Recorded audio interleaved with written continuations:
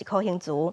先一开始，咱来关心新北市刑事大队咧侦办台版干部这案件时，意外发现诈骗集团的主嫌竟然甲台北市宁夏派出所姓叶的所长有联络，两个人有通话记录。这个所长涉嫌利用这部泄露个人资料予诈骗集团。检方伫昨昏发动搜索，嘛甲这个所长带回去审问，即马已经向法院申请羁押禁见。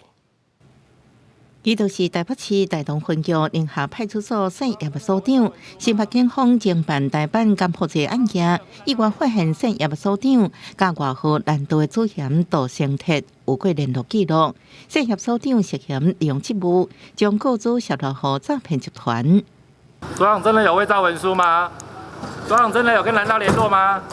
检方查3早起指挥新北警方兵分真济路，搜查派出所所长骑机甲车，伫伊住所在闸口技术不法所得4万，佮将伊带回侦讯，专案调向泄露国防以外秘密等罪嫌侦办，佮以上树林地检署复讯。知道你是卖鸽子给诈骗集团吗？鸽子很无辜吗？检察官复讯了后，伫查3报名向法院申请羁押禁见。台办干破这诈骗案件，3人互人虐待死亡，佮气死，勘测出案外案到底是毋是有交易，或者是收取不当利益，还佮详细深入调查清楚。记者综合报道。继续关心。